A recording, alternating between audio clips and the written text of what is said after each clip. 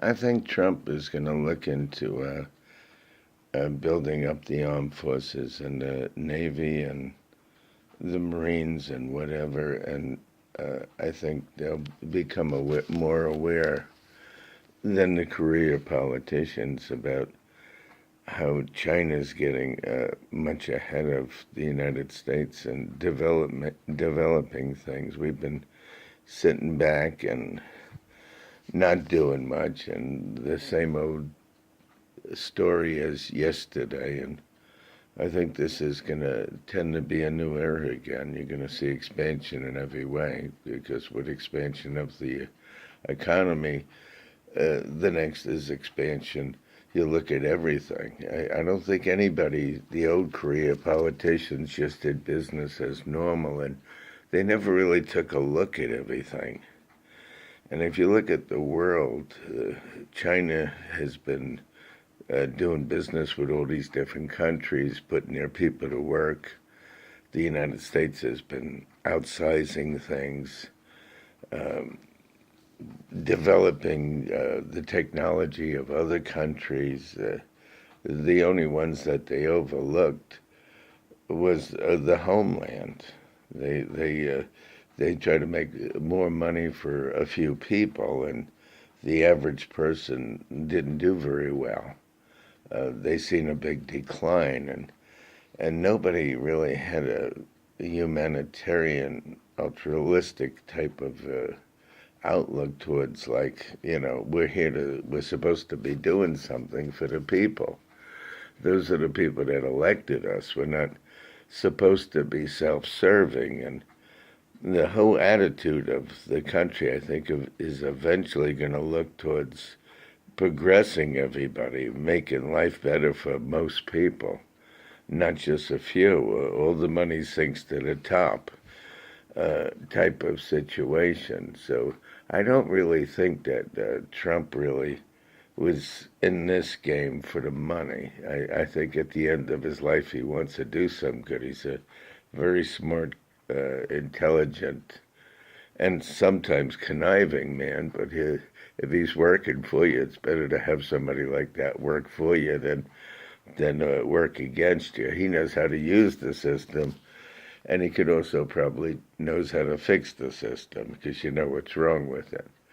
The system always favored the super wealthy, and the super wealthy really didn't need any more money, but greed is a growing thing. Greed is like a disease where you never have enough. It's like feeding a fire. The fire just goes out of control.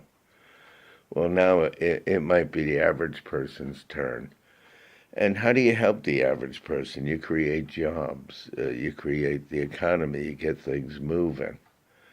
Not just for a few. I mean, all this outsizing and building cars in other countries and giving them the technology and having them manufacture and produce everything really depleted this country. When you give here, you take from here.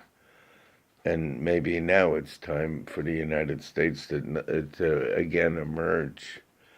And I don't think the world's ready for a competitive United States. The United States has been the giver, and now if we have the right administration, we'll be the givee. We'll be the one that gets.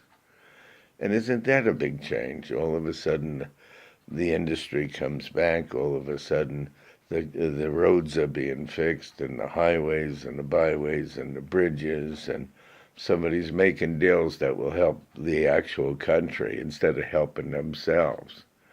The problem is too many politicians promised everything, gave nothing, and only helped themselves. Maybe now it's time for the average person, for the lifestyle, for the quality of living for most people, uh, really developed. I mean, if you look at a country like China, they've been trying to put their people to work, and this country has been trying to put their people out of business. It's a terrible dichotomy of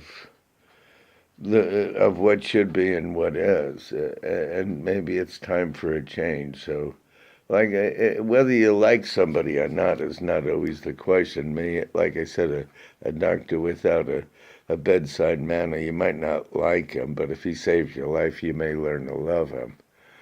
Well, what people shouldn't worry so much about if somebody picks somebody that's good at finances or good at some other skill that would help the country, what their religion or their personal beliefs are.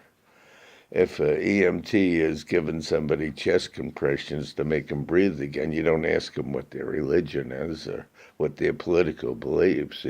The main thing is he can save your life.